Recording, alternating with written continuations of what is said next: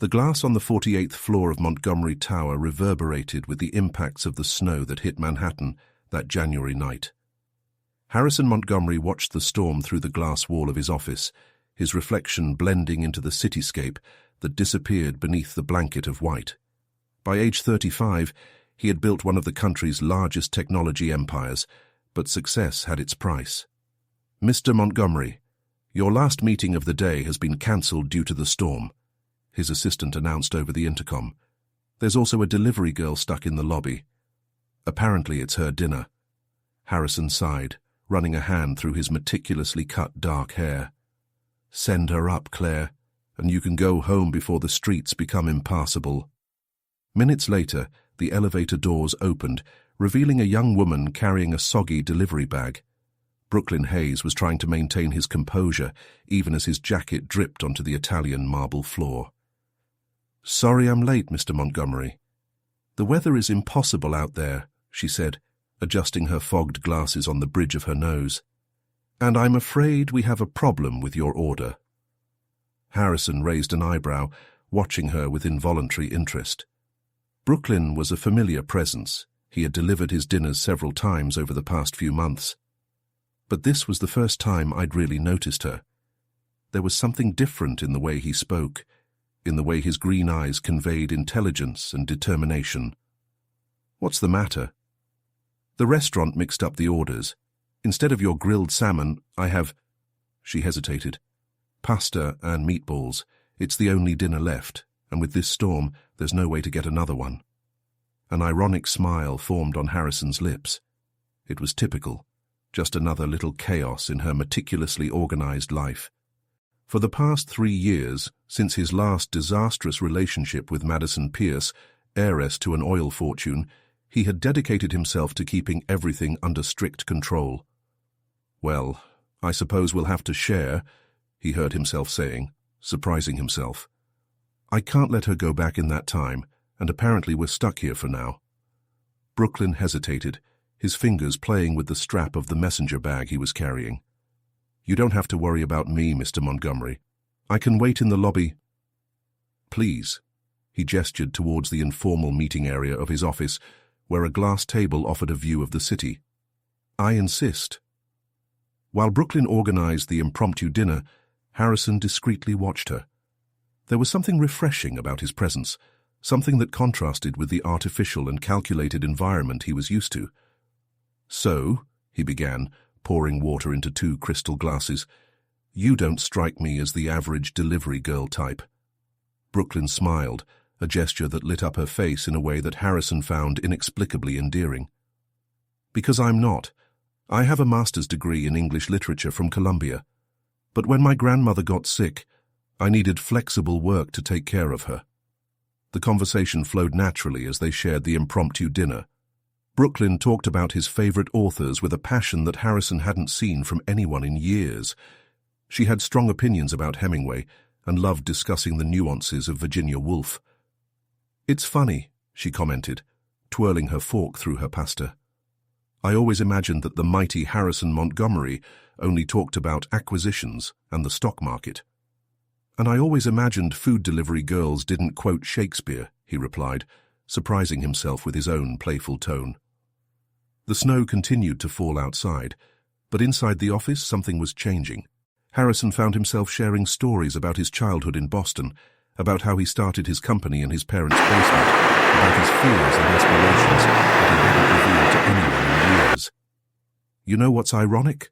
Brooklyn said, looking out the window. "I built an entire thesis on how 19th-century romantic literature created unrealistic expectations about love and relationships, and here I am, living a scene that could have come straight from a novel." Harrison felt his heart speed up slightly. "And is that good or bad?" "It depends," she replied, her eyes meeting his. "In romance novels, the magical moment always ends when the clock strikes midnight." As if on cue, Brooklyn's cell phone vibrated. The storm had calmed down, and the streets were beginning to open up. Harrison felt a tightness in his chest that he hadn't felt in years. Its rules, its carefully constructed protections, seemed to be melting like the snow outside. "I can order a car to take you," he offered, fighting the urge to prolong the night. "Thanks, but I'll be fine," Brooklyn replied, gathering her things. "It was a real pleasure to meet you, Mr. Montgomery." "Harrison," he corrected. "You can call me Harrison." When the elevator doors closed, Harrison remained still, feeling the weight of silence that once again dominated his office. In a few hours, he would return to being the ruthless CEO, the man who built an empire by avoiding emotional connections. But that night, something had changed. And for the first time in 3 years, Harrison Montgomery wondered if his strict rules were costing more than they were protecting. The next morning, Harrison found himself distracted during the board meeting. As the executives discussed financial projections, his mind wandered to the night before, Brooklyn's genuine smile, the way his eyes sparkled when talking about literature, the naturalness of his conversation. "Mr. Montgomery," the voice of one of the directors brought him back to reality. "About the acquisition of startup in Seattle." "Proceed with due diligence," he responded automatically, adjusting his tie. "I want the full reports by Friday." After the meeting, Claire entered her office with the day's agenda. "Your lunch with the Chinese investors has been confirmed and—" She hesitated. "Miss Madison Pierce called, 3 times. Harrison felt a pang of irritation. Madison, his ex-fiancée, had a bad habit of reappearing in his life at the most inconvenient times. "Tell them I'm at an international conference." "There's also this." Claire placed a book on her desk. "It was delivered this morning." It was an old edition of Persuasion by Jane Austen. A yellow post-it was carefully taped to the front page. "To the businessman who I discovered was a romantic in disguise. Thank you for a memorable evening. Brooklyn." Harrison picked up the book, feeling the weight of the aged pages in his hands. It was exactly the kind of gesture his high society ex-girlfriends would never make. Personal, meaningful, without pretense. "Claire, can you find out which restaurant Brooklyn works at as a delivery girl?" "Le Petit Bistro on 5th Avenue, Claire responded promptly. "I already checked. She works night shifts, Tuesday through Saturday." Harrison smiled. His assistant was always one step ahead. At Le Petit Bistro, Brooklyn was organizing orders when his phone rang. It was your grandmother, Rose. "Honey, you won't believe it," Rose said, her voice full of excitement. "The publisher responded about your manuscript." Brooklyn felt her heart speed up. He had sent his novel to several publishers for months, each time receiving polite rejection letters. "And?" "They want to set up a meeting. They said your book has potential, but they need to discuss some changes." Brooklyn could barely contain his joy. After years of working on his novel late at night, between shifts, finally a real chance. "That's wonderful, Grandma. Brooklyn!" The manager's voice interrupted her. "We have a special delivery for Montgomery Tower." His heart skipped a beat. "I need to go, Grandma. I'll call you later." But upon arriving at the Montgomery Tower lobby, Claire informed her that Harrison was in an important meeting. "He asked to deliver this." The assistant held out an envelope. Inside was a card in Harrison's elegant handwriting. "Yesterday's dinner made me realize that I haven't enjoyed a good story in a long time. I'd like to discuss Austin with you. Dinner tomorrow? Harrison." Brooklyn reread the card several times. Part of her wanted to accept immediately, but another part was hesitant. Harrison Montgomery was exactly the kind of man she criticized in her thesis. Rich, powerful, accustomed to having everything he wanted. Back at the restaurant, Brooklyn found Madison Pierce waiting at the counter. The socialite was known for frequenting the most exclusive places in the city. "You're the delivery girl who was with Harrison last night," Madison declared, her blue eyes studying Brooklyn with calculated interest. "I just delivered an order," Brooklyn replied, maintaining a professional tone. "Honey, Harrison doesn't just do anything." Madison smiled, but the gesture didn't reach her eyes. "He has rules, and one of them is not to mix with... well, you understand." Brooklyn felt the blush creep up his neck, but he maintained his composure. "I have work to do. Excuse me." That night, as she organized the shelves of the small library she kept in the apartment she shared with her grandmother, Brooklyn reflected on Harrison's invitation. His life was finally taking the direction he dreamed of, the possibility of publishing his book, his grandmother recovering well from treatment. Was it worth risking your emotional stability for something that would probably be nothing more than a passing curiosity for a bored billionaire? His phone buzzed with a message from Harrison. Silence is also an answer, but I'd rather hear your voice, even if it's to say no. Brooklyn smiled, taking Persuasion from the shelf. The novel was precisely about second chances and social prejudices. Perhaps it was time to practice what he preached in his literary analysis, to see beyond appearances and give the unexpected a chance. With trembling fingers, she typed her response. I accept, on one condition. I choose the place. Harrison's response was immediate. As long as you promise not to quote Hemingway all the time. Across town, on the top floor of his apartment overlooking Central Park, Harrison smiled at his cell phone like a teenager. For the first time in a long time, he felt that mixture of anxiety and expectation that he had banished from his life for so long. On his desk, the day's newspaper featured his photo next to the headline, Montgomery Tech announces global expansion. But at that moment, the man considered one of New York's most eligible bachelors could only think about a food delivery girl who had transformed a stormy night into something magical. Brooklyn adjusted her navy blue dress for the third time as she waited in the small Greenwich Village coffee shop. He had purposefully chosen Café Luxe, a charming, discreet establishment far from the spotlight that normally surrounded Harrison Montgomery. The exposed brick walls and shelves filled with used books created a welcoming atmosphere that made her feel at home. Interesting choice. Harrison's voice surprised her. He was more casual than she had ever seen him, wearing dark jeans and a grey sweater that highlighted his eyes. Not at all what I expected. Disappointed it's not Le Cirque, Brooklyn teased, watching him settle into the chair across from her. On the contrary, he smiled, his eyes scanning the room. It's refreshing to be in a place where no one is trying to photograph my dish for Instagram. The waitress approached, a middle-aged woman named Dorothy, who Brooklyn knew well from her afternoons writing there. The usual, darling? And for your date? Same as she orders, Harrison replied, without even looking at the menu. Brave of you, Brooklyn laughed. Could have ordered the chef's experimental vegetarian dish. After the pasta and meatballs, I learned to trust your culinary tastes. The conversation flowed naturally as they shared a board of artisanal cheeses and red wine. Brooklyn talked about her budding romance, about nights spent caring for her grandmother while trying to balance her literary dreams with financial realities. And why food deliveries? Harrison asked, genuinely curious. With your resume, you could be at a publishing house. Publishers don't offer the flexibility I need to take care of Grandma Rose, she explained, swirling her wineglass. Plus, there's something liberating about being anonymous.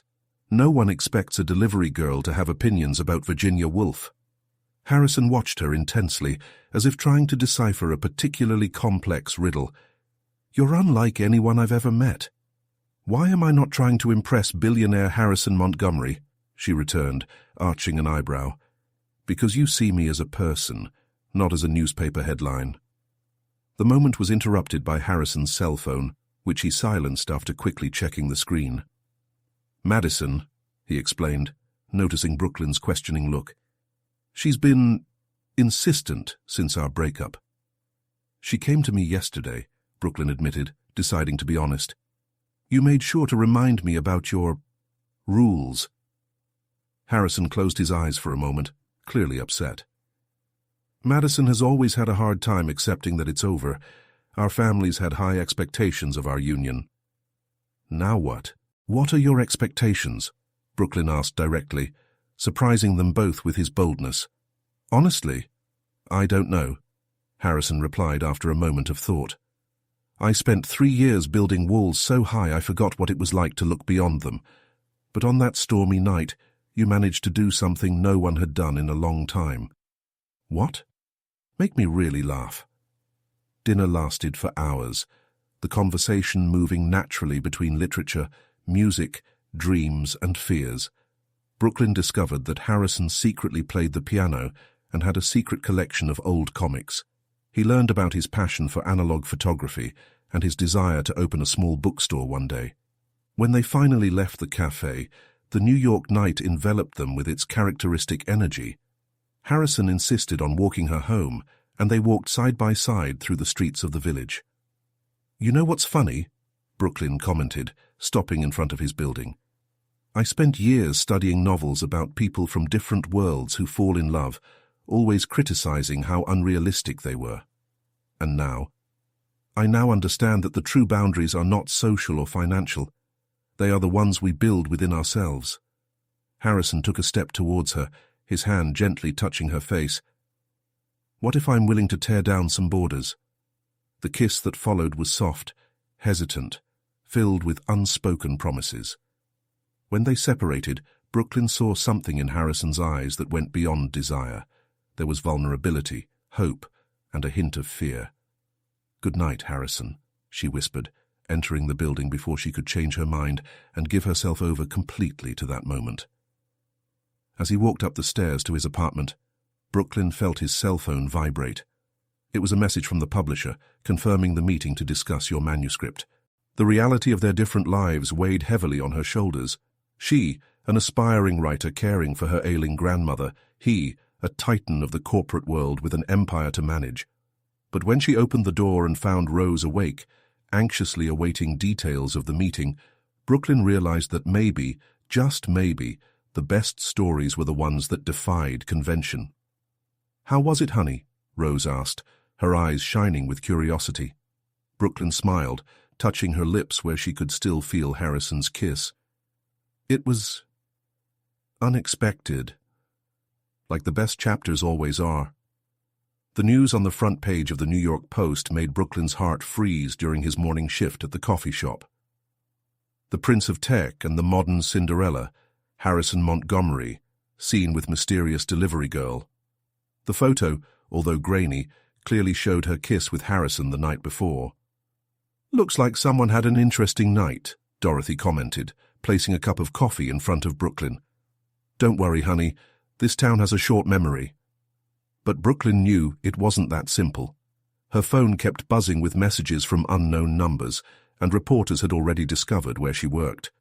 The manager of Le Petit Bistro dismissed her from the night shift, worried about paparazzi harassment.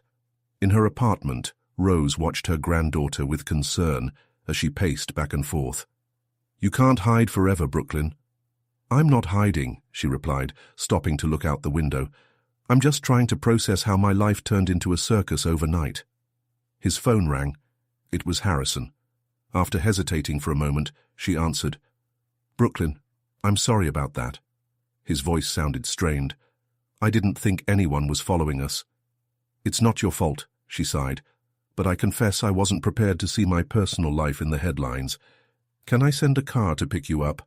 We need to talk, and my apartment is safer than any public place right now." Brooklyn considered the offer. Part of her wanted to hide until all this madness passed, but another part knew that running away wouldn't solve anything. "Okay, but first I need to go to the publisher. I have that meeting about my manuscript, remember?" "Of course. I'll have the driver wait for you later." The meeting at the publishing house was surreal. The editor-in-chief, an elegant woman named Patricia Matthews, could barely disguise her interest in Brooklyn's personal life as they discussed possible changes to the manuscript. "Your romance has potential," Patricia commented, adjusting her gold-rimmed glasses. "But maybe we can explore class conflict more, given your recent personal insights." Brooklyn maintained professionalism, focusing on literary discussion, but inside he was boiling. His work deserved to be judged by its own qualities, not by its connection to Harrison. When she left the publishing house's building, the driver was already waiting for her. The ride to Harrison's apartment was silent, crossing a Manhattan that seemed to be watching her with different eyes now. The apartment occupied the entire penthouse of an Art Deco building on Park Avenue. Harrison was waiting for her at the door, his face showing genuine concern. "How was it at the publishing house?" "Surreal," she replied, entering the impressive space. "Apparently I'm an expert on social conflict now." Harrison led her into the living room, where large windows offered a panoramic view of the city. "Brooklyn, We need to discuss how to handle this. The press isn't going to give up easily. And how do you suggest we deal? She asked, sitting down on the Italian leather sofa. We can make an official announcement, set limits. I have a public relations team that... A PR team, Brooklyn laughed humorlessly. Harrison, that's the thing. Our worlds are completely different. You have teams to manage every aspect of your life, while I can barely pay the rent working 3 jobs. It doesn't matter to me. He walked over, sitting next to you. What I feel for you is real. But it matters to the rest of the world, she replied softly. Your ex-fiancé warned me about your rules, remember? No mixing with people like me. Madison doesn't know anything about me, Harrison protested, running a hand through his hair in frustration. Those rules, I created them because I was tired of relationships based on appearances and social desirability. But with you, it's different. And even? Brooklyn stood up, walking to the window. Because right now, I feel like I'm living one of the romances I used to criticize. The ordinary girl who wins the billionaire's heart, facing society's disapproval. Harrison followed her, his hands gently holding her shoulders. What if, instead of criticizing the cliché, you considered why it exists? Maybe because sometimes love really does transcend social barriers. His touch made her shiver, but Brooklyn held her ground. My grandmother needs me, Harrison. My book needs to be finished. I can't afford to be hounded by photographers or have my life searched by the media. Then let me help, he begged. I can provide security, a more comfortable place for you and Rose. And make me one more person dependent on the great Harrison Montgomery? She turned to face him. I can't build a relationship based on gratitude or debt. The silence that followed was heavy, filled with unspoken emotions. Finally, Harrison said, What do you want, Brooklyn? I want to be myself, she replied, tears threatening to fall. The girl who delivers food, takes care of her grandmother, and dreams of being a writer. I can't be the socialite you need in your public life. I never asked for this, Harrison protested. You didn't have to ask. It's part of the package, isn't it? The galas, the charity events, the photos in the magazines. Before Harrison could respond, the private elevator announced someone's arrival. The doors opened, revealing Madison Pierce, looking flawless in a red dress. Harrison, honey, we need to... She stopped when she saw Brooklyn. Oh, the delivery girl, still here? The look Harrison gave Madison was glacial. How did you get in here? Your doorman has known me for years, she shrugged, advancing across the room. I've come to save your reputation. The council is concerned about these sensational headlines. Brooklyn took the moment to grab her bag. I need to go. Brooklyn, wait. Harrison tried to reach her, but she was already in the elevator. Some stories are better left unwritten, she said before the doors closed. In the taxi ride home, Brooklyn finally let the tears fall. His phone buzzed with a message from Harrison. Don't let the world decide our story. She looked out the window, seeing the city she loved so much blur past her tears. Perhaps some modern fairy tales would be better off remaining as unfinished drafts. Brooklyn's manuscript lay open on her desk, the pages marked with notes from editor Patricia Matthews, seeming to mock her. It had been a week since the incident at Harrison's apartment, and the headlines were finally beginning to subside, replaced by new scandals from New York's high society. You haven't touched the coffee I brought you an hour ago, Rose commented, entering the small makeshift office in the corner of the room. And that letter from the publisher remains unopened. Brooklyn sighed, picking up the still-sealed envelope. The publisher had sent her a formal proposal for her book, but she couldn't muster the courage to open it. What if they're only interested because of all this exposure? Honey, Rose sat on the edge of the table, her gentle eyes studying her granddaughter. You spent 5 years writing this book. Don't let 3 days of media madness define who you are. The phone vibrated. It was a message from Dorothy at the coffee shop. History Channel doing a story on modern romances between different social classes. They offered money for an interview. I told them to get lost. You're welcome. Brooklyn smiled, grateful for the small acts of loyalty she'd discovered over the past few weeks. His colleagues at Le Petit Bistro had formed a human wall against paparazzi, and his neighbors kept constant vigil to ward off curious reporters. The sound of a familiar horn made her look out the window. The elegant car of Claire, Harrison's assistant, was parked in front of the building. Brooklyn quickly went downstairs. "Before you say no," Claire began, getting out of the car. "This has nothing to do with Harrison. I came as your friend." "Since when have we been friends?" Brooklyn asked, raising an eyebrow. "Since I realized you were the only person in 3 years who could make my boss actually smile," Claire replied, holding out an envelope. "And because I need you to read this."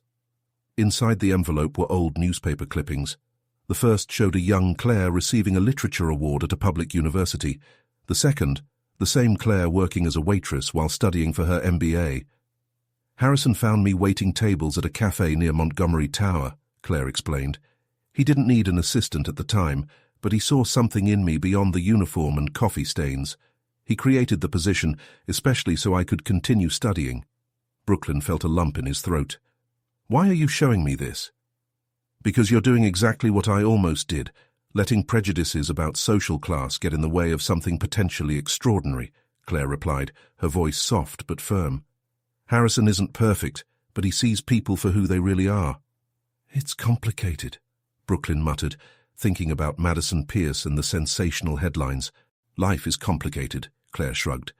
"But you know what's more complicated? Living wondering, what if?" At that moment, Brooklyn's cell phone rang. It was Patricia Matthews from the publisher. "Brooklyn, we need to talk about your manuscript. There have been interesting developments." With a heavy heart, Brooklyn answered, "Yes. Montgomery Publishing just made an offer to publish your book," Patricia announced, her voice brimming with enthusiasm. "Apparently someone very influential was impressed by your work." Brooklyn felt his blood run cold. "I didn't ask for this," she said, more to herself than to Patricia. "In fact," Patricia continued, "they didn't even know about your connection to Harrison Montgomery until we mentioned it. Their editor-in-chief, Diana Foster, read your manuscript last week and was blown away. She said something about your voice being refreshingly authentic." Claire, who was observing the conversation, smiled discreetly. "He had nothing to do with it, if that's what you're thinking. Montgomery Publishing is completely independent from the rest of his empire. In fact, Harrison and Diana are always fighting over her publishing line." After hanging up, Brooklyn found herself torn between joy and confusion.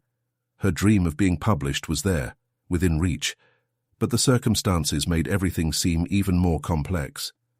"You know what's ironic?" she said to Claire. "My book is about a woman who spends her entire life protecting herself behind literary analyses until she has to face her own love story." "Art imitating life?" Claire smiled. "Or maybe it's the other way around." The next day, Brooklyn decided to do something he hadn't done in years, take a chance. He took the subway downtown, climbed the 48 floors of the Montgomery Tower, and, ignoring the employees' curious looks, walked directly to Harrison's office. He was on the phone when she came in, but his eyes lit up when he saw her. He quickly ended the call. "I didn't ask Montgomery Publishing to publish my book," she said before he could speak. "I know," Harrison replied, standing up. "Diana texted me furiously when she found out about our connection. Something about me hiding a talented writer from her." Brooklyn felt its defenses begin to crumble. "Why didn't you ever tell me about Claire? About how you really are with the people who work for you?" "Because I learned a long time ago that doing right doesn't need publicity." He took a step towards her. "And because I wanted you to know me for who I am, not what people say about me." "I'm scared," she admitted, her voice shaking slightly. "Not with you, but with everything that comes with you." "Me too," Harrison confessed, finally closing the distance between them. "But for the first time in years, I'm more scared about the thought of losing something special than the possibility of getting hurt again." Brooklyn looked out the office window, at the city that always seemed too big for his dreams. What if we tried? No rules that time. No walls. "No walls," Harrison agreed, his smile lighting up his entire face. "Just us, discovering our own story." News of Montgomery Publishing's proposal spread quickly throughout New York's literary circles. Brooklyn discovered that her personal story had become as interesting as her manuscript. The food delivery girl, who won not only the heart of one of the most powerful men in the city, but also a contract with one of the most prestigious publishing houses in the country. "You can't avoid the editorial board meeting forever," Harrison teased, watching Brooklyn nervously organize the papers on her desk in the small apartment. It was Saturday morning, and the autumn sun painted dancing shadows across the window.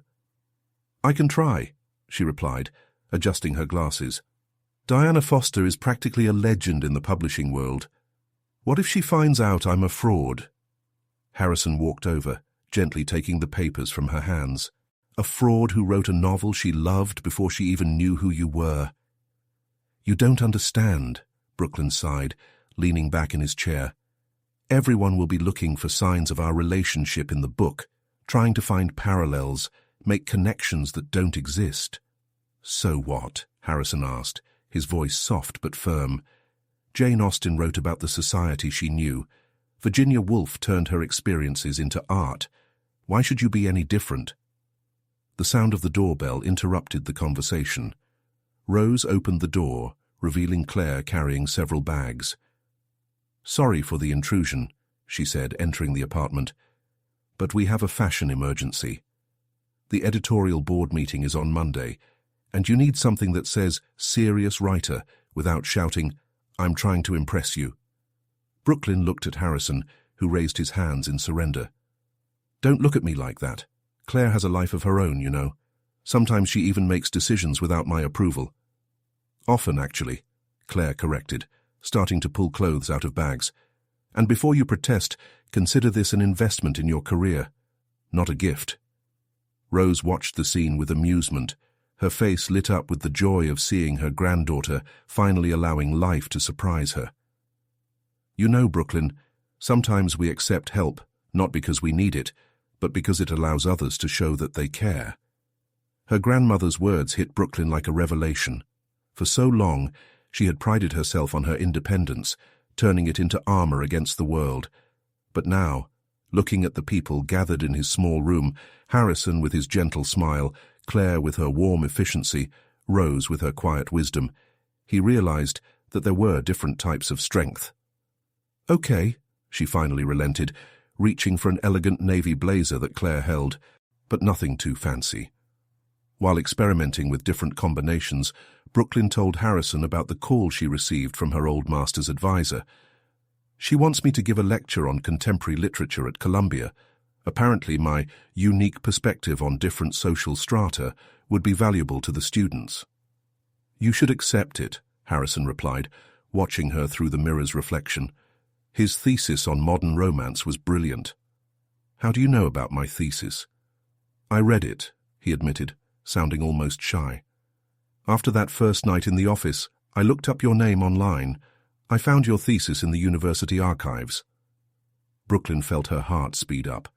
The idea of Harrison taking the time to understand her academic work, to get to know her through her words, touched something deep inside her. "You know what's funny?" she said, turning to face him. "I've spent years analyzing how modern romantic literature perpetuates myths about love and social class. And here I am, experiencing something that could have come straight out of the pages of the books I criticized." "With one crucial difference," Harrison replied, approaching. "You are not a passive character waiting to be saved. You are the author of your own story." The moment was interrupted by Harrison's cell phone. It was a message from his mother, Catherine Montgomery, one of the most prominent figures in Boston society. "She wants to meet us," he said, after reading the message. "He's organizing a dinner next week." Brooklyn felt the familiar panic begin to set in.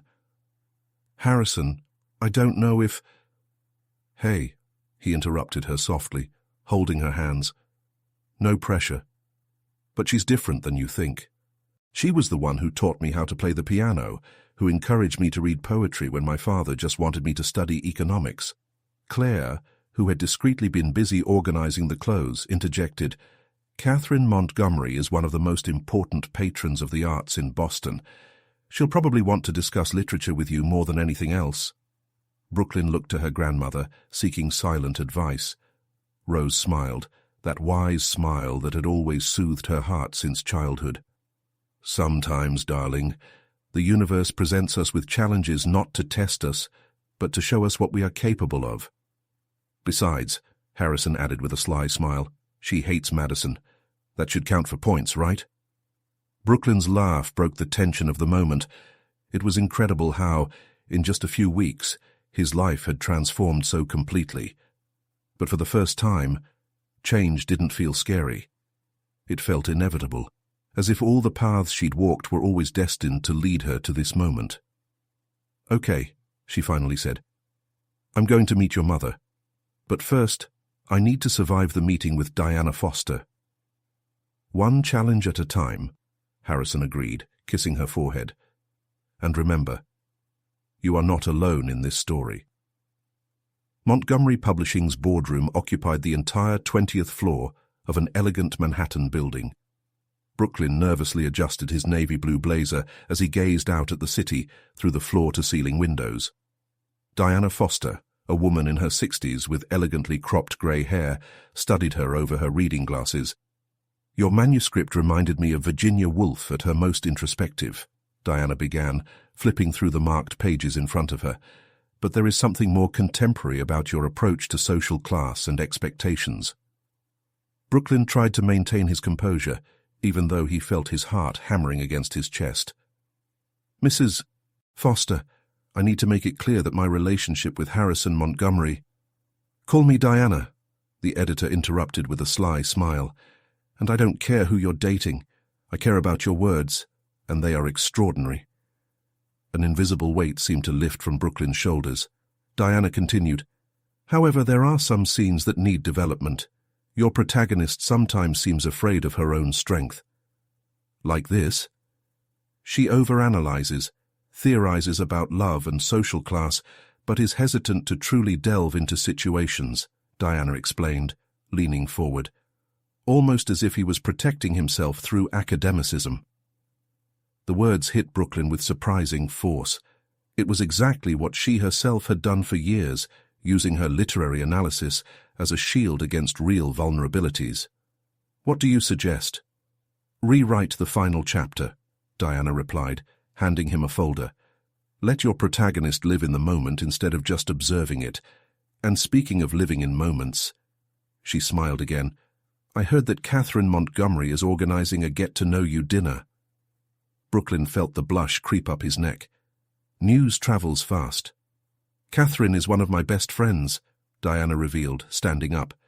"And unlike what the media likes to portray, she has a huge heart for art and literature. Just don't let her convince you to join the Boston Opera Board. Believe me, it's a trap." Leaving the building, Brooklyn found Harrison waiting on the sidewalk, leaning against his car. "How it was?" "Surprisingly well," she replied, allowing herself to relax in his arms. "Diana wants me to rewrite the ending of the book." "And is that good or bad?" "It's necessary," Brooklyn mused, remembering the editor's words. "Just like meeting your mother, I suppose." Harrison smiled, opening the car door for her. "Speaking of which, she called earlier today. She wants us to take Rose to dinner too." "My grandmother?" "Apparently, she found out that Rose was a professor of classical literature before she retired," Harrison explained as he drove. "Now she's excited to discuss Jane Austen with someone who, she says, doesn't confuse romance with cheap commercialism." Brooklyn couldn't help but laugh. "Your mother sounds more and more interesting." "She's one of a kind," Harrison admitted. "When I was 12, she took me to Tuscany for an entire summer because she decided I needed to understand the true essence of Renaissance art." "And your father allowed it?" "My father was too busy building his empire to notice," Harrison replied, a hint of bitterness in his voice. "It was the best summer of my life." Arriving at the small cafe where Rose worked part-time as a literary consultant, they found the lady excitedly discussing Wuthering Heights with a group of teenagers. "And that is why, dear ones, Heathcliff is not a romantic hero, but a representation of the destructive cycle of social resentment," Rose concluded as they entered. "Grandma," Brooklyn called after the group dispersed. "We have news." Rose welcomed them with her signature smile, her eyes shining as she noticed the couple's intertwined hands. "Apparently the meeting with Diana Foster went well?" "Very well," Brooklyn confirmed. "And apparently you're invited to a very special dinner in Boston." "Catherine Montgomery," Rose murmured, her eyes widening slightly. She wrote a brilliant analysis of the influence of Gothic literature on modern society. Harrison looked genuinely surprised. "I didn't know my mother had published anything academic." "Under an alias," Rose explained. "Catherine Blake. I read your work during my PhD." Brooklyn was watching the interaction with growing fascination. It was as if the universe was weaving connections that had always existed, just waiting for the right moment to reveal themselves. "You know," she said later, as they walked through Washington Square Park, "maybe Diana is right. Maybe I spent too much time analyzing life instead of living it." Harrison stopped, turning to face her. "And now?" "Now I'm ready to rewrite some endings," she replied, standing on her toes to kiss him. The kiss was interrupted by the sound of laughter nearby. A group of tourists were taking photos, clearly recognizing them. "I don't think I'll ever get used to this," Brooklyn sighed. "No need," Harrison replied, pulling her to keep walking. "You just need to be yourself. The rest is just background noise."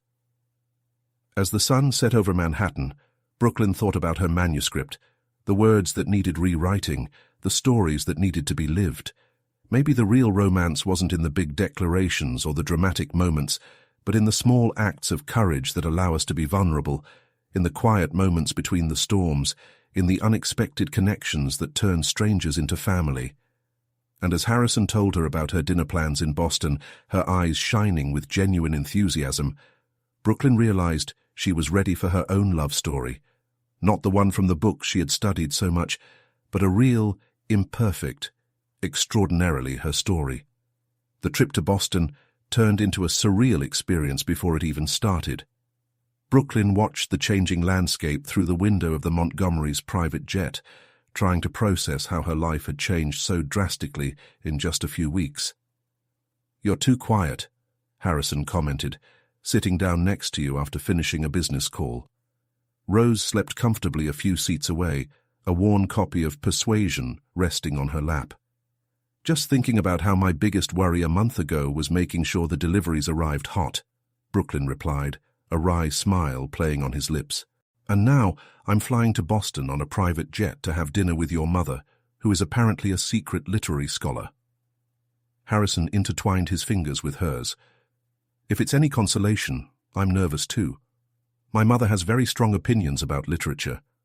The last time I disagreed with her interpretation of Mrs. Dalloway, she made me read Virginia Woolf's entire work as penance." Brooklyn's laugh echoed through the cabin, making Rose stir in her sleep. "Your mother seems increasingly fascinating. Why did she publish under a pseudonym?" "Family politics," Harrison explained, his expression becoming more serious. "My grandfather believed that academic publishing was not appropriate for a Montgomery. My mother found a way to follow her passion without causing conflict." Brooklyn thought about her own situation, about the headlines that still appeared occasionally speculating about her relationship with Harrison. "Sometimes I wonder if I'm really prepared for all this, the exposure, the expectations." "Hey," Harrison interrupted her gently. "You stood up to Diana Foster and earned her respect. My mother will be a piece of cake in comparison."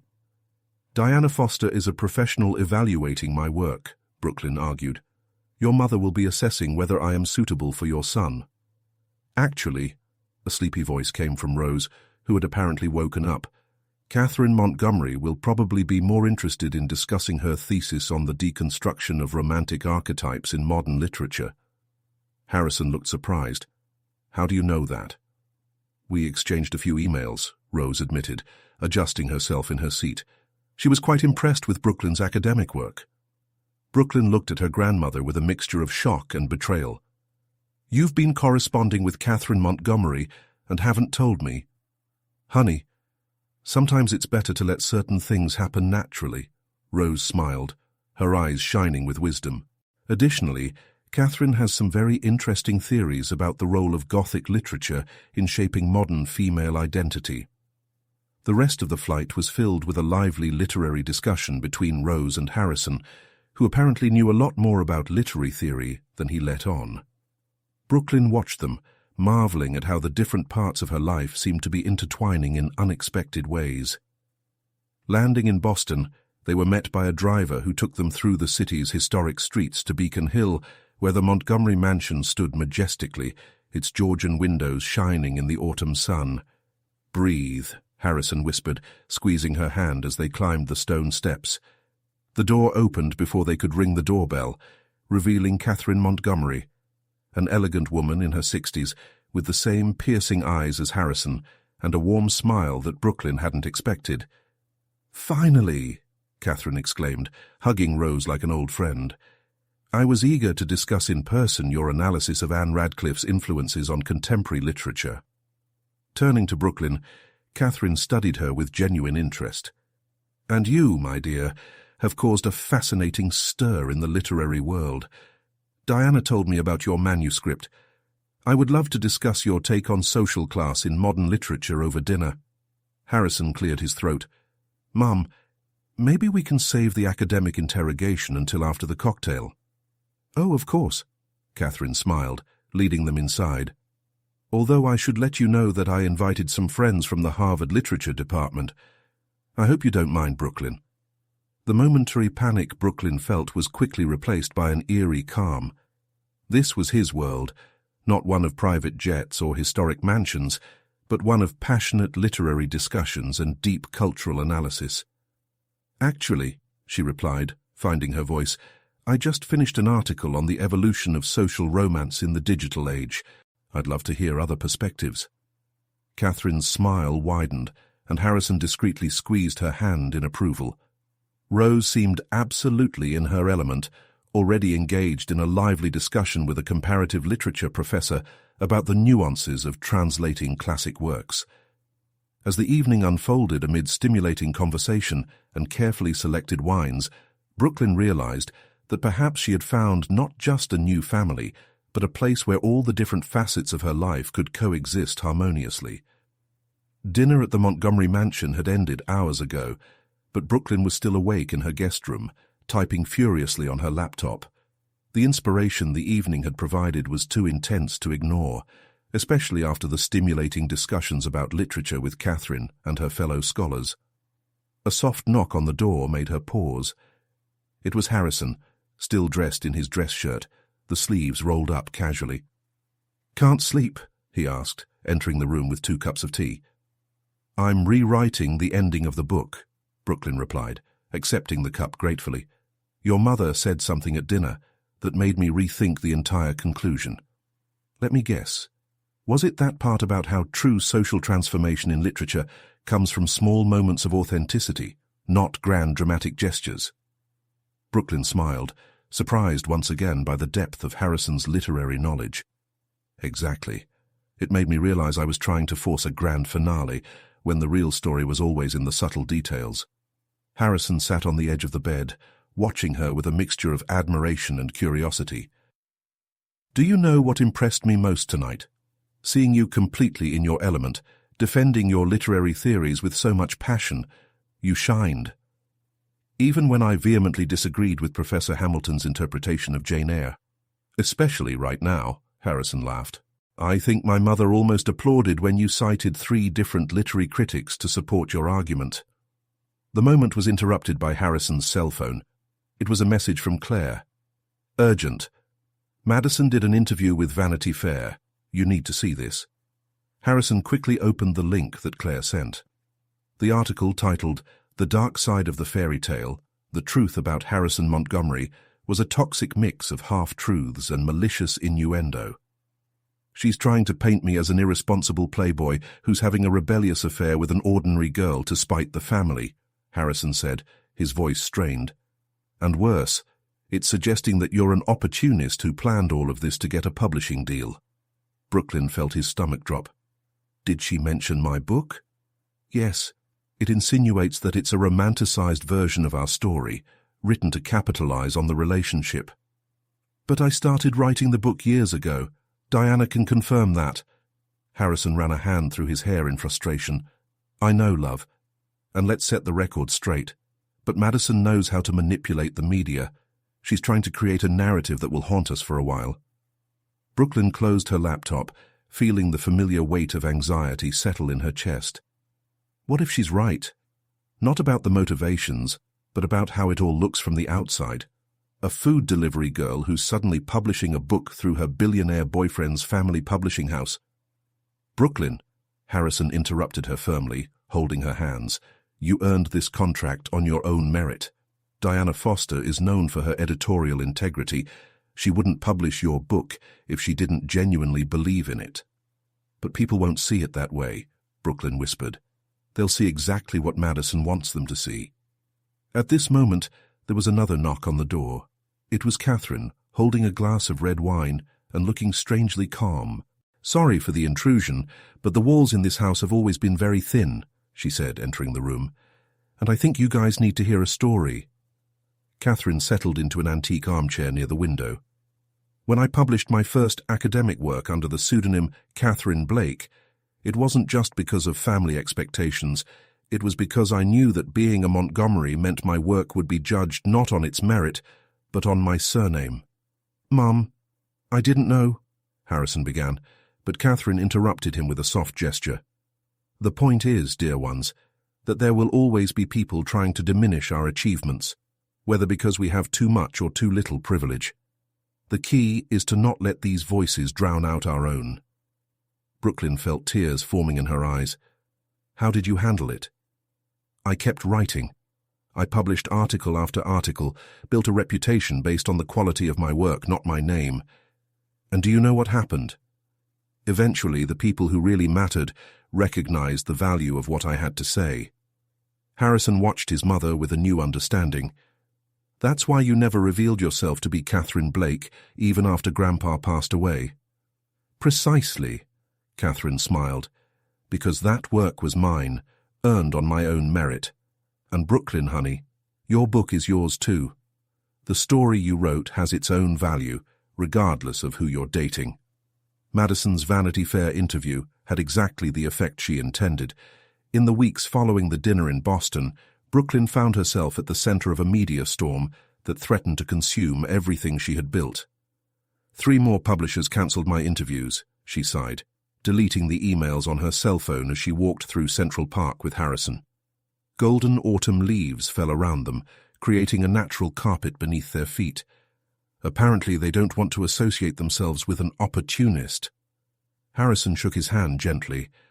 Diana is organizing a press conference to clarify the chronology of your manuscript.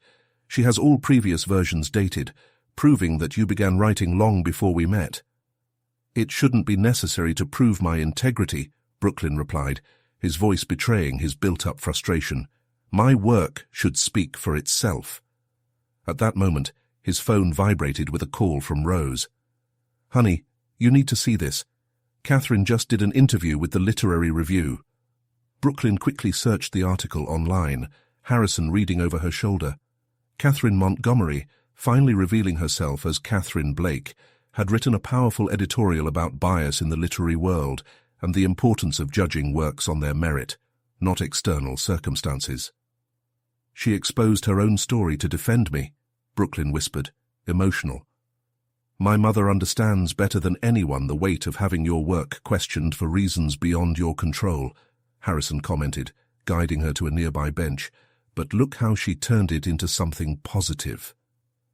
Catherine's editorial was quickly going viral in literary circles, sparking important discussions about privilege, bias, and authenticity in contemporary literature. Several established women writers began sharing their own experiences with discrimination and discredit. Mr. Montgomery, a familiar voice interrupted them. It was Dorothy, the waitress at Café Lux, walking with her grandson. Brooklyn, honey, I was just talking about you. Dorothy, what a pleasant surprise. Brooklyn smiled, genuinely happy to see a friendly face. I was telling little Tim here about how you used to write your book in my coffee, Dorothy continued, her eyes twinkling. I still have those napkins where you scribbled chapter ideas. Remember that night you stayed up late developing the hospital scene? Harrison looked at Brooklyn with interest. You never told me about this. It was almost 2 years ago, Brooklyn explained, memories flooding his mind.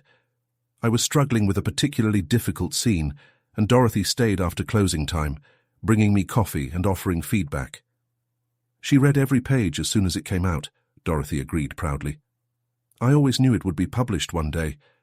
I just didn't imagine it would be amid so much drama. The simplicity and honesty of Dorothy's words touched something deep in Brooklyn. Here was someone who had witnessed her writing journey from the beginning, long before Harrison Montgomery came into her life. Dorothy, Harrison said suddenly, would you mind doing an interview about this? About how you followed the development of the Brooklyn book? Why not? Dorothy shrugged. I even have photos of her sleeping on her laptop after working double shifts at the restaurant. No one who saw her on those nights could doubt her dedication. Brooklyn felt tears forming in her eyes. Did you take pictures of that? Of course, darling. I knew one day you'd want to remember where you started. The next day, the New York Times published an extensive article about Brooklyn's creative process, with testimonials from Dorothy, other cafe regulars, and even some Columbia professors who remembered their first versions of the manuscript during their master's degree. The narrative was starting to change. What Madison had tried to paint as a tale of opportunism was turning out to be a story of perseverance and dedication. Diana Foster organized an event at Montgomery Publishing where Brooklyn was able to present her literary career, including all previous versions of her manuscript. You know what's ironic? Brooklyn commented to Harrison as they prepared for the event. Madison ended up doing me a favor. Now I can talk openly about my creative process without fear of appearing like I'm defending myself. Harrison watched her with pride as she adjusted her navy blue blazer, the same one she'd worn in Boston. You turned an attack into an opportunity for important dialogue about authenticity in literature. I learned from the best, Brooklyn smiled, thinking of Catherine. Your mother showed me that sometimes we need to face the storms head-on to find our truest voice. Harrison's cell phone vibrated with a message from Claire. Madison is trying to get into the event. Should I block her? Brooklyn surprised herself by responding, Let her in. I want her to see exactly what I'm capable of. Because now, Brooklyn understood, her story wasn't about a modern fairy tale or an unlikely romance. It was about finding your own voice amidst the chaos, about remaining authentic when the world tried to reduce you to easy stereotypes. And as she prepared to face the press and defend her work, Brooklyn realized she had found something more valuable than a publishing deal or a romance with a billionaire. She had found her own strength. The Montgomery Publishing Auditorium was packed when Brooklyn took the stage for his performance. Under the bright lights, she could make out familiar faces. Harrison in the front row, Catherine and Rose sitting side by side with expressions of pride, and Dorothy holding her precious Café Luxe photos. In the back row, Madison Pierce watched with a calculated smile. My journey as a writer began long before I met Harrison Montgomery, Brooklyn began, her voice steady despite her nervousness. It started in the early hours of the morning at Café Luxe, between delivery shifts, while my grandmother was undergoing chemotherapy. She projected one of Dorothy's photos, an exhausted Brooklyn, asleep over her laptop, surrounded by napkins covered in notes. The image provoked affectionate laughter from the audience. This photo was taken 2 years ago, she continued. That night, I was struggling with a particularly difficult chapter about a character who was afraid to accept help, to show vulnerability. Ironically, that same fear almost kept me from being here today. Diana Foster, sitting near the stage, nodded encouragingly. Brooklyn then projected excerpts from his early versions of the manuscript, dating back to long before he met Harrison.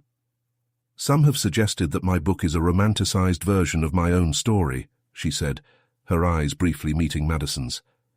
But the truth is that it was born out of much earlier observations about how we build walls around ourselves, how we let social expectations shape our choices. Harrison watched in awe as Brooklyn led the performance with a mix of vulnerability and strength he knew so well. She shared stories of the customers she met making deliveries, of conversations with professors at Columbia, of nights spent discussing literature with Rose during her treatments. "My book is not about an unlikely love story," Brooklyn explained. "It's about how all of us, regardless of our social standing, struggle with the same fundamental insecurities. It's about finding the courage to be authentic in a world that constantly tries to fit us into predefined categories." During the question session, a journalist raised the question everyone had been waiting for: how do you respond to Madison Pierce's accusations of opportunism? Brooklyn took a deep breath, but before he could respond, a voice came from the back of the auditorium. It was Claire, holding a folder.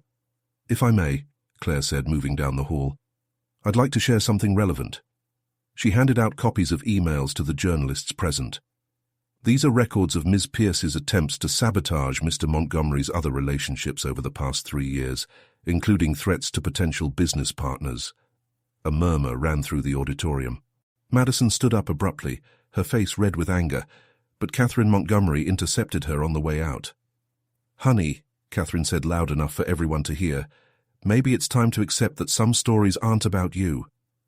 Brooklyn felt a rush of gratitude for his unexpected allies, Claire with her ruthless efficiency, Catherine with her elegant wisdom, Dorothy with her sincere loyalty.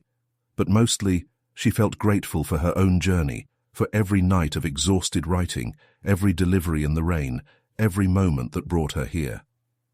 "The real story," she concluded, "isn't about who I'm dating or which publisher is publishing my book. It's about staying true to yourself when the world tries to rewrite your narrative." After the event, as the press eagerly discussed the Madison revelations, Brooklyn encountered Harrison in the building's garden. "Did you know about what Claire was going to do?" she asked, intertwining her fingers with his. "No," he smiled. "Claire has this annoying habit of always being 3 steps ahead of everyone. But I confess it was satisfying to see Madison finally exposed." "I don't want her to be destroyed," Brooklyn mused. "This would only perpetuate the cycle of judgment and retaliation that I criticized in my book." Harrison watched her with renewed admiration. "And that's why your book is important. Because you see beyond appearances, beyond easy labels." The autumn sun was beginning to set, painting the New York sky in shades of amber and pink. Brooklyn thought about how her life had changed since that stormy night in Harrison's office, but realized that deep down she was still the same, a writer passionate about true stories, a devoted granddaughter, a woman discovering her own strength. "You know," she said, "I think I finally understand the true ending of my book." "And what is it?" "That sometimes the greatest act of courage is not facing your critics, but remaining compassionate, even when they try to put you down."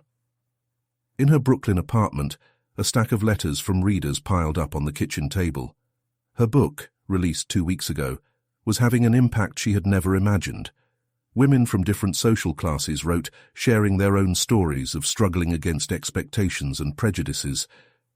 "This one is especially touching," Rose commented, holding a letter as she sipped her morning tea.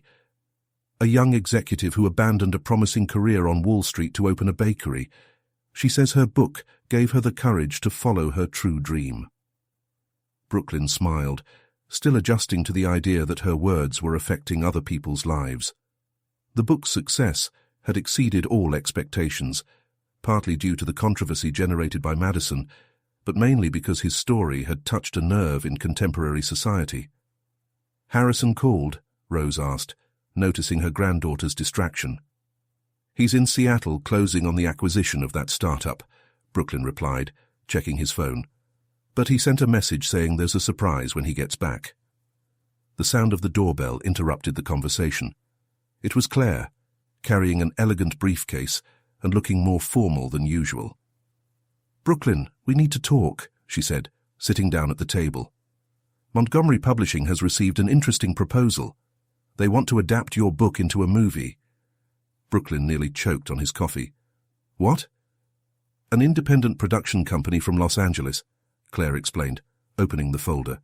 "They were impressed by the authenticity of the story and how it addresses contemporary social issues without falling into clichés." "But," Brooklyn hesitated, Won't it seem like I'm capitalizing on my personal history even more? Claire smiled understandingly. In fact, they don't even know about you and Harrison. They were interested in the social analysis and the way you portray different class perspectives without judging either side. Rose watched the scene with interest. Perhaps this is an opportunity to reach an even larger audience with your message, dear. Brooklyn reflected on how his life had changed over the past few months. From food delivery girl to published author, from observer of high society to reluctant participant in it. Each step had brought challenges, but also growth. There's one more thing, Claire continued hesitantly. Madison Pierce is suing Montgomery Publishing for defamation over the exposure of emails at the launch event. Brooklyn felt his stomach sink. But you were the ones who exposed the emails, not me. Yes, but she claims it was all orchestrated as part of a campaign to promote her book, Claire explained. It's ridiculous, of course, but it will generate more unwanted publicity. When will Harrison find out about this? He already knows. In fact, Claire checked her watch. He should be landing in New York right now. He cancelled the last few meetings in Seattle as soon as he found out. As if summoned by the conversation, Harrison appeared in the doorway, still wearing his traveling suit and looking exhausted but determined. I didn't need to come back sooner, Brooklyn protested as he hugged her. Yes, I needed to, he replied, sitting down at the table. Madison went too far this time. But maybe we can turn this into something positive. As the production company that wants to adapt your book, they're also interested in making a documentary about how personal stories can impact social change. Your journey would be just one of many. Brooklyn considered the idea. A documentary would mean exposing even more of his personal life, but it could also give a voice to others with similar stories. Catherine has some contacts in the independent film world, Harrison continued. She thinks we could use the documentary to start a broader dialogue about authenticity and social expectations. What about Madison's lawsuit? Leave it to me, Claire interjected. I have some more interesting emails saved. I believe she will rethink her actions when she finds out about this. Rose, who had remained silent, finally spoke. You know, Brooklyn, when you started writing that book in the early hours of the morning at the coffee shop, I never imagined it would touch so many lives. Maybe it's time to embrace the impact your story can have. Brooklyn looked at the letters from readers spread across the table, at Harrison with his unwavering support, at Claire with her fierce loyalty, and at her grandmother, who always believed in her dreams even in the most difficult times. Okay, she finally said, we're going to make this documentary, but on one condition. I want other voices to be as important as mine, stories of people who defied expectations, who found their own truth. Harrison smiled, that smile that still made his heart race. That's why I fell in love with you, you know. Always thinking beyond yourself. The rest of the morning was dedicated to planning the next steps. Claire made calls to the production company, Rose began sorting out more letters from readers with impactful stories, and Harrison finally took off his jacket and relaxed with a cup of coffee. Brooklyn watched the scene with a sense of peace he hadn't expected to feel. His life had turned into something he had never imagined, but perhaps that was the true magic of stories, their ability to surprise us, to take us down unexpected paths and show us that sometimes the best chapters are the ones we didn't plan. The documentary about Brooklyn's book was in full production when the first snow of winter blanketed Manhattan. The film crew had turned Café Lux into their temporary headquarters, capturing testimonials from people whose lives had been touched not just by the book, but by the authenticity with which Brooklyn faced her own challenges.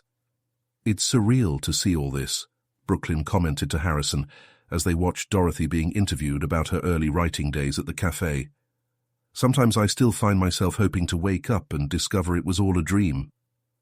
Even dreams aren't as unpredictable as our reality, Harrison replied, lacing his fingers through hers. I just got an interesting message from Claire. Madison wants to talk. Brooklyn felt his body tense. About the process? Not exactly. She saw some preliminary footage from the documentary and... Harrison hesitated. She wants to be in it. The news took Brooklyn by surprise. In recent weeks, Madison had remained remarkably silent, especially after Claire hinted at the existence of more compromising emails. "What exactly does she mean?" Brooklyn asked cautiously. "She wants to tell her side of the story, not to defend herself according to Claire, but to talk about social pressure and family expectations." The documentary's director, a perceptive woman named Vanessa Rodriguez, approached them at that moment. "Sorry to interrupt, but I couldn't help but overhear. I think we should consider." "Considering giving voice to someone who tried to destroy me?" Brooklyn questioned, incredulity in his voice. "Consider showing that growth and change are possible," Vanessa argued. "Your book talks about breaking social barriers and overcoming prejudice. What better example than that?" Harrison watched Brooklyn closely, respecting her decision-making process.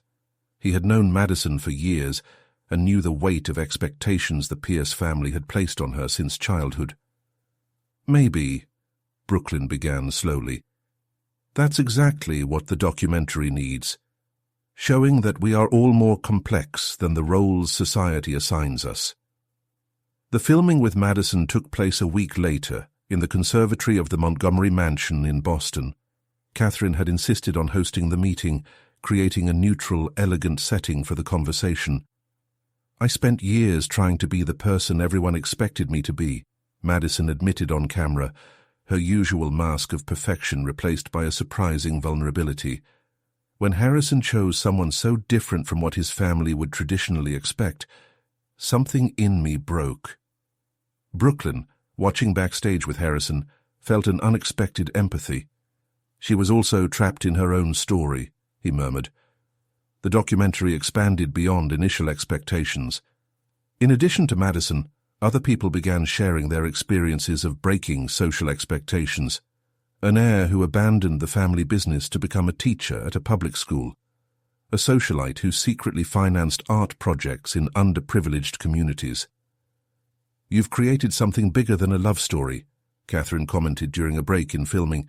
"It created an authenticity movement." Rose, who had become something of an unofficial advisor to the production, added, "And most importantly, you've maintained your essence through it all." It was true. Despite the success of the book and the media attention, Brooklyn still found time to write at Café Lux, still making a point of maintaining the old friendships and routines that defined her before her fame. "You know what's funny?" she said to Harrison as they walked through Central Park after a long day of filming. "When I started writing that book, I was trying to understand how people from different worlds could really connect. Now I realize that true connection happens when we stop defining ourselves by the worlds we come from."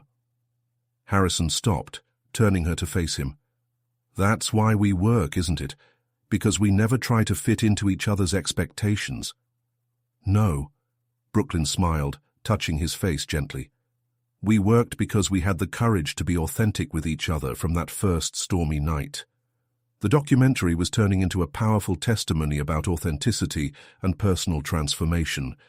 Each story shared, each honest revelation, built a larger narrative about how people could transcend the barriers that society and themselves had built. And at the center of it all was the story of a writer who found her voice not just through her words, but through her courage to remain true to herself, even when the world tried to rewrite her. The end of filming for the documentary coincided with the release of Brooklyn's book in other countries. Translations in French, Spanish, and Italian began to appear in the windows of international bookstores, each bringing its own interpretation of the story that began on a stormy night in Manhattan. "It's strange to see my name in so many different languages," Brooklyn commented, looking at the covers displayed in Diana Foster's office. "As if each translation tells a slightly different version of the same truth." "The best stories are like that," Diana replied, adjusting her signature glasses. "They transcend languages because they speak of something universally human." The book's international success had brought new challenges and opportunities, invitations to lectures at universities, proposals for creative writing workshops, requests for interviews from media outlets around the world. But Brooklyn remained grounded in her routine at Café Lux, where she still wrote on quiet mornings, now working on her second book. "You don't have to keep coming here, you know," Dorothy commented one such morning, pouring her usual cup of cinnamon coffee. "There must be more glamorous places for a best-selling author to write." "That's exactly why I need to keep coming," Brooklyn smiled. "To remember where it all began, who I really am." Harrison understood this need better than anyone.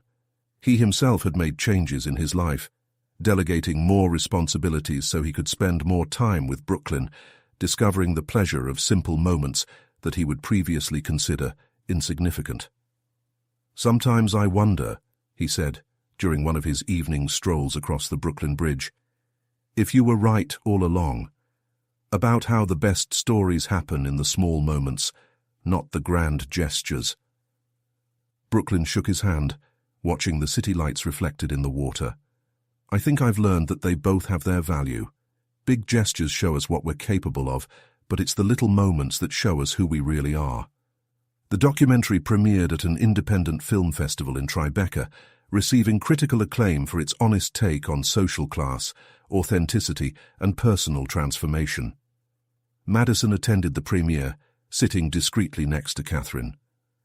"You've done something extraordinary here," Madison told Brooklyn during the reception after the film. "Not only did he tell his story, but he gave a voice to all of us who struggle against the expectations that imprison us." Their reconciliation was not instantaneous or dramatic, but gradual and genuine, as the best changes tend to be. Madison began working with an organization that helped young women pursue unconventional careers, finding purpose in helping others break down social barriers.